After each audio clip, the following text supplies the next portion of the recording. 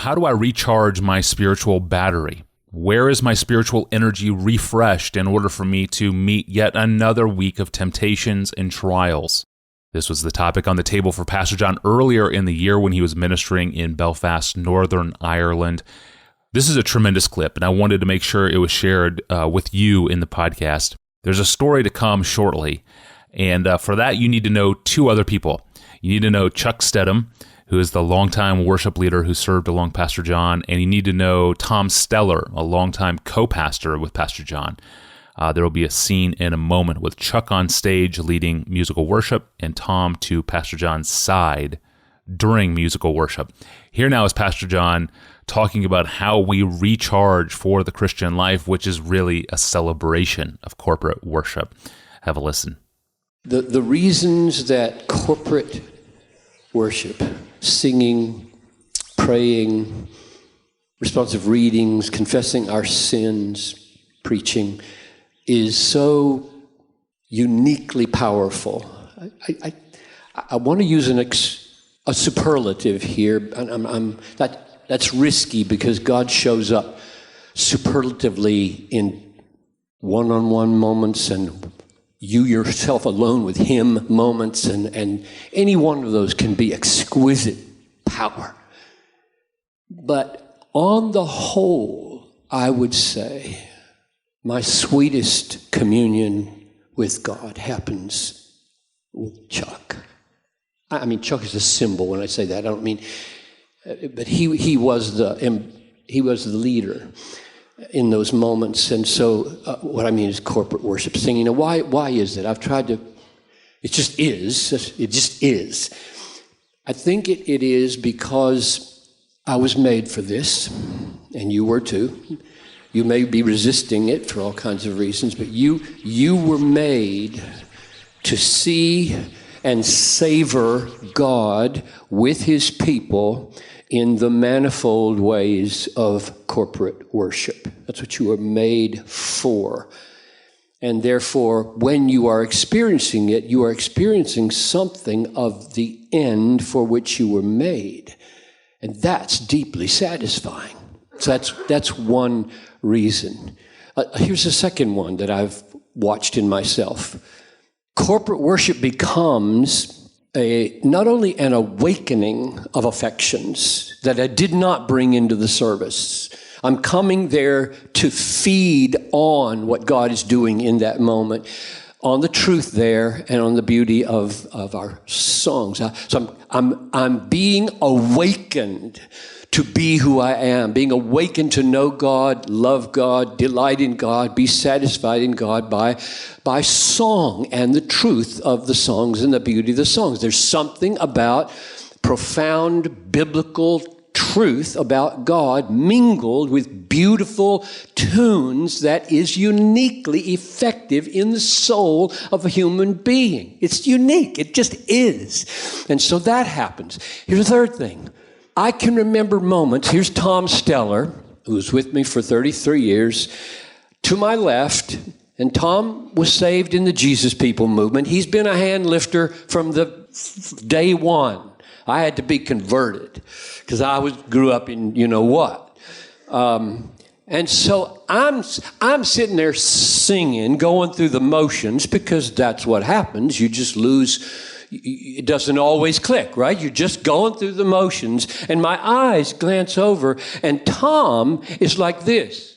That very posture, knowing what I know about Tom, was like an arrow repeatedly for my soul. That's corporateness. That's corporateness. Me being near somebody who's engaged with God is convicting, right? If you're near somebody who's really authentically not putting on any show, they're just engaged, they're loving God in their relationship with God, and you're not, that's good for you to see. So that's another piece of it. Here's the one that I probably remember most poignantly. I mean, everybody thinks, oh, yeah, you've been married for 50 years, cool, got 5 kids, you're still married, must be wonderful. We've walked through such deep waters together, Noelle and I. Struggled with so many things.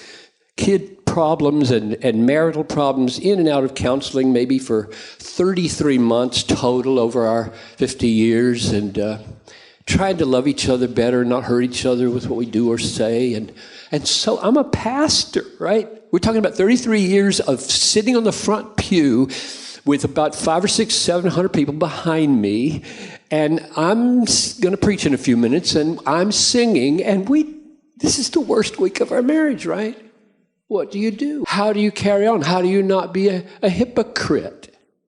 And I cannot tell you how many times some beautiful expression of the mercies of God broke over me with such conviction of my selfishness. I stayed married. I felt hope again. I think I can go home and say, I'm sorry. I mean, where do you get the strength? I'm talking about the guys right now, okay? Same issue with the ego with the women, but it's a little different with the guys. Where do you get the strength to just humble yourself and say, I was wrong, I'm sorry? Or even if you don't think you were wrong, to say something sweetly conciliatory, because that's your job. I get it on the front pew in the middle of, we weren't singing His Mercy is More in those days, but it would do it today. It would do it today. So that's another piece. And maybe one last reason why I exist. When I'm a pastor, I exist to create a God-loving people. That's why I exist. My preaching is designed to build truth about God into the mind and affections for God into the heart. That's why I exist. That's my whole life. In corporate worship, I can hear it happening. Even now, I know, hundreds of people have come to Bethlehem since I left in 2013. Half the people downtown don't know me. I'm sitting there as the 33-year veteran, and they don't know me. That's awesome. That's glorious. But I also know half of these people were under my ministry, so that when I'm 4 pews up from the back on the left-hand side under the balcony with Noel in our little spot, and 15 people around me that I can recognize and know have their hands in the air at some magnificent climax of a hymn to God's glory, I feel I didn't live in vain. So those are a few reasons why those moments. Well, one more. I got cancer. I got pancreatic cancer in the biopsy was on our anniversary, December 21, 2005. The surgery to take out the prostate gland was on Valentine's Day. Between December 21 and February 14, those were the sweetest corporate worship experiences of my life. Because I didn't know I was going to live. It's wonderful to get a cancer diagnosis and still live. Everybody should get that opportunity. Otherwise, we take so much for granted. So, standing on at the front pew, for those, what's that, about 8 weeks or so, every Sunday was more intense than ever. And it was glorious. If that was, to me, a foretaste of what it would be like to get ready to die when the cancer's not going to be healed anymore, that's okay. That will be okay.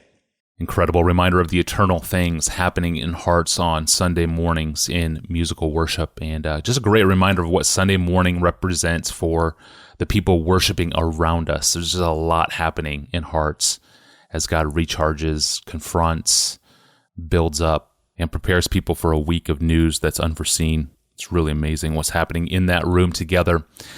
And thank you for listening along to the podcast. Be sure to subscribe to Ask Pastor John in your favorite podcast app or in YouTube for our archive of episodes, or to send in your own question, go to desiringgod.org/Ask Pastor John. Well, speaking of the power of the gathered church, how would Pastor John revitalize a church from the pulpit? It's a question from an elder with ramifications for each and every one of us. That's next time. I'm your host, Tony Reinke. We'll see you on Friday.